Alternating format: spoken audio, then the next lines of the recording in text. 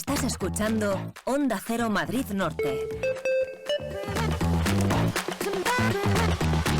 Pasan 26 minutos de la 1 de la tarde y vamos a hablar de naturaleza y sobre todo con la Asociación Iberozoa. Ya saben que cada 2 lunes tenemos una sección con ellos, una conversación que nos descubre cuestiones interesantes, curiosidades sobre los animales, sobre las plantas, sobre los seres vivos en nuestro planeta. Y hoy queremos hablar de unas auténticas supervivientes que son las aves marinas.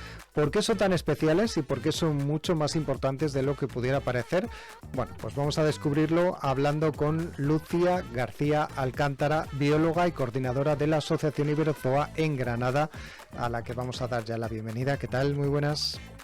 Hola, muy buenas tardes. Muchas gracias por invitarme al programa. Un placer. Como decimos, unas grandes desconocidas, las aves marinas, ¿no? ¿Por qué las hace especiales? Pues mira, yo creo que lo primero que podríamos hablar es que las aves marinas son muy curiosas debido a que no se trata de unos parientes muy relacionados entre sí, sino que son familias de aves muy diferentes que han evolucionado a lo largo del tiempo para adaptarse a un mismo entorno, que en este caso sería el litoral. Eso contempla desde playas a entornos más rocosos e incluso poder sobrevolar los océanos durante largas travesías, ¿no? Como hacen muchas aves marinas. Y bueno, de las 10.000 especies de aves marinas de aves que existen, ¿no? Tan solo unas 300 se consideran aves marinas, ¿no? Por lo tanto, pues son un grupo bastante reducido y curioso que le unen características en común también bastante especiales, por lo tanto, yo creo que es algo que la gente no suele conocer y que es bastante interesante y que a menudo pues están en nuestro entorno, ¿no? Y sin ni siquiera darnos cuenta. Y en un entorno tan hostil, aunque fascinante como es ese litoral, ¿cómo consiguen sobrevivir estas aves a un entorno tan excepcional como es el océano?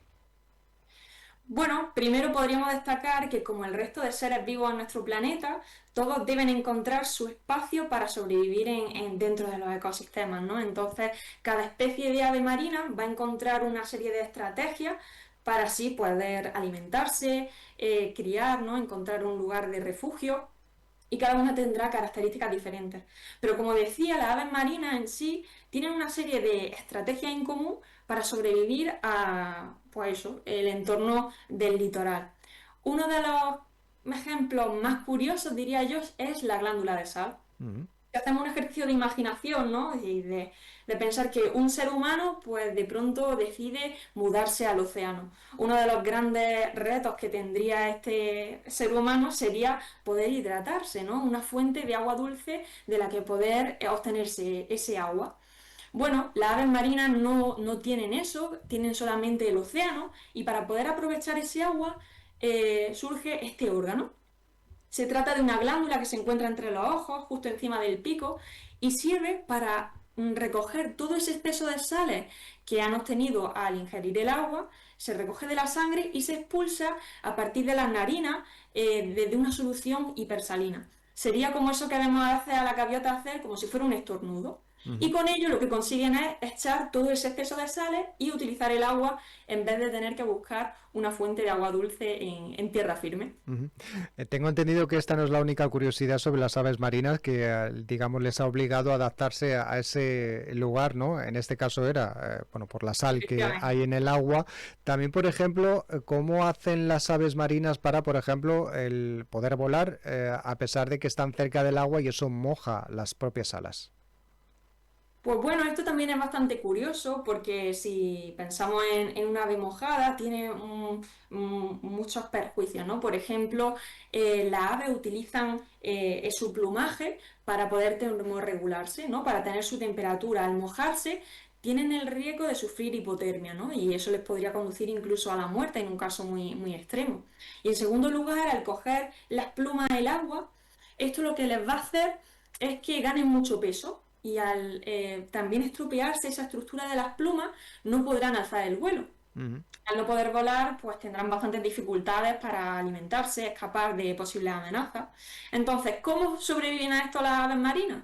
Pues lo consiguen a partir de otro órgano, que es la glándula uropígea, que bueno, su nombre se debe a la localización, que es justo debajo de la cola, y lo que hace este órgano es generar un aceite.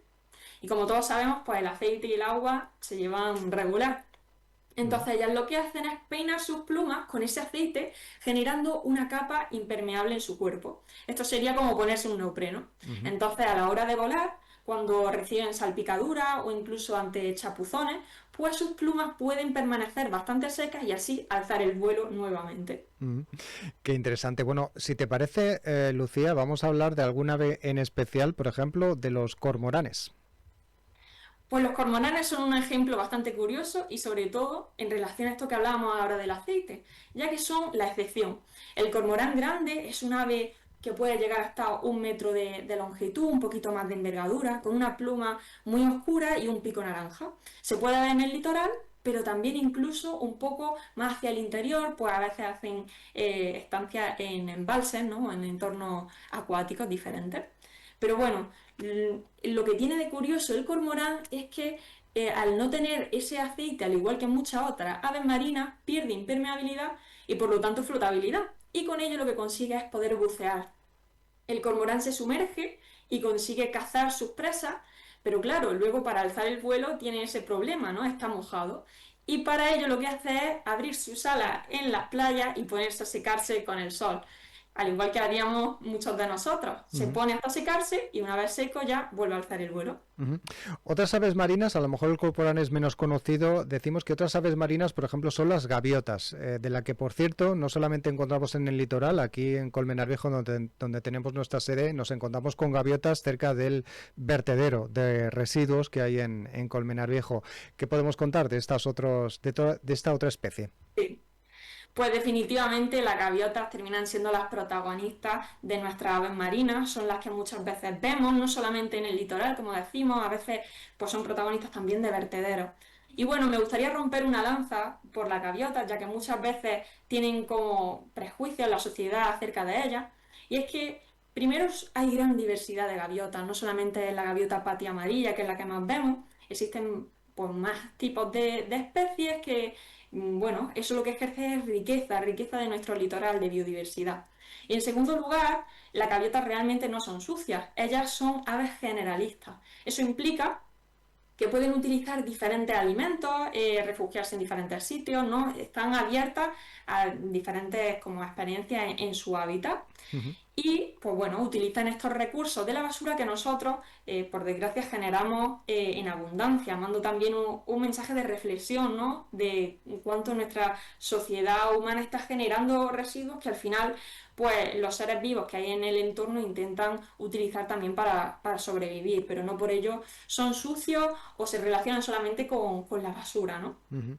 Bueno, y hablando de residuos, Lucía, es verdad que esto de alimentarse en vertederos, o bien incluso cuando una ave marina se encuentra con basuras en su entorno, en su ecosistema, también tiene sus consecuencias negativas, ¿no? Para su vida. Totalmente. El consumo de residuos en seres vivos no es algo ideal, ¿no? Puede que eso, alimentándose de recursos orgánicos, puedan obtener algún tipo de valor nutricional, pero en general muchas veces tienen perjuicios, se alimentan de plásticos, se alimentan incluso pues confundiendo diferentes residuos, ¿no? Como si fueran sus propios alimentos. Y esto pues genera tantos perjuicios como, por ejemplo, llenar su estómago de residuos que no pueden digerir, dándole una sensación de estar lleno y eso pues les puede hacer morir de inanición. O también muchas veces en las aves encontramos que se encuentran atrapadas por sedales o por redes de pesca en nuestro litoral y mueren atrapadas.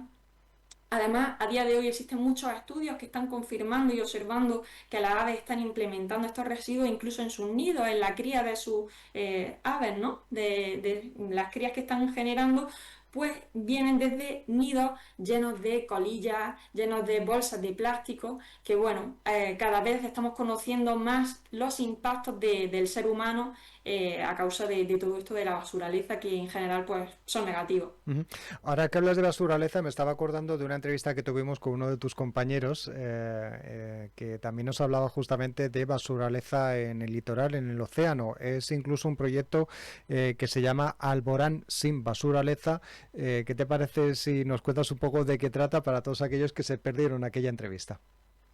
Pues efectivamente, Alborán sin basuraleza es un proyecto que está actualmente en activo en la provincia de Granada, en el litoral, y pues básicamente tiene el objetivo de divulgar sobre toda la importancia de nuestro ecosistema, de lo negativo de la basuraleza y también de tener una acción en esa costa para la limpieza. Es decir, estamos limpiando tanto las costas por fuera, ¿no? Nuestras playas, pero también en el interior a partir de buzos, a partir de gente voluntaria, y a día de hoy hemos conseguido ya recolectar más de 430 kilogramos de basuraleza, algo que nos enorgullece mucho, porque no solo eso ayuda al ser humano, que va a tener pues un litoral más limpio ahora que llega la temporada de playa, sino también a todos esos seres vivos que están utilizando nuestro litoral y que pues tienen tantos daños a causa de lo que nosotros dejamos, ¿no? Sea por error o por descuido. Uh-huh.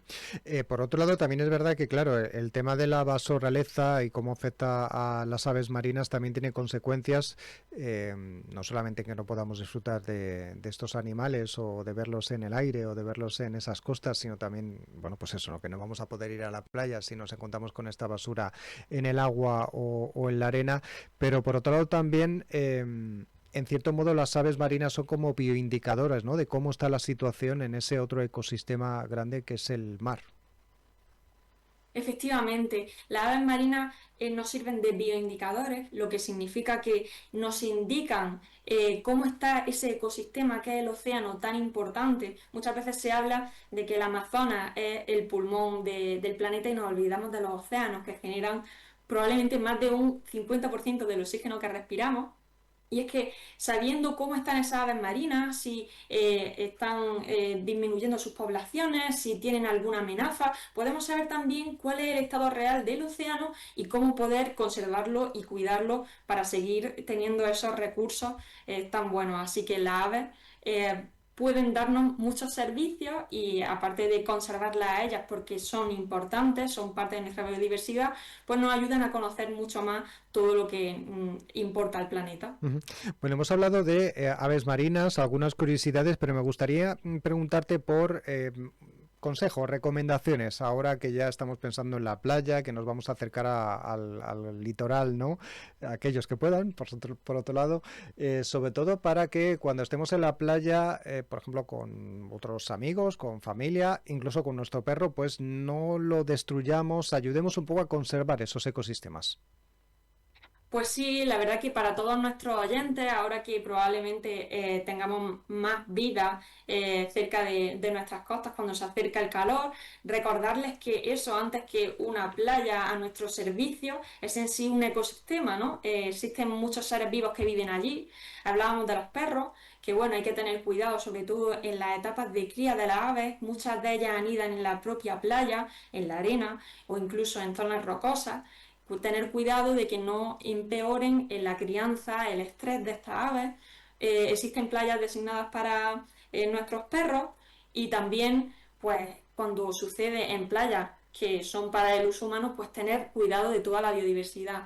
Si somos nosotros los que vamos a disfrutar del sol y del agua, pues siempre tener cuidado con la contaminación, no dejar ningún residuo, plástico, comida, da igual. Si no estaba allí en un inicio es que no pertenece a ese entorno y es mejor dejarlo todo como está y sobre todo pues no romper nada de lo que haya, tener cuidado y bueno, porque respetando el entorno es al final como más podemos disfrutar todos, ¿no? Dejándolo intacto y viendo lo bello que es, cuidándolo cada año.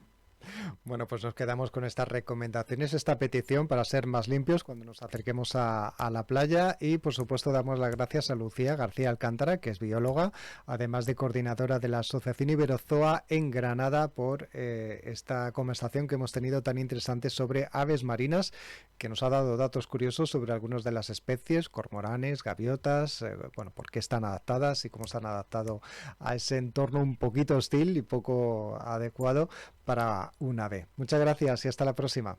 Muchísimas gracias por tenerme. Hasta luego.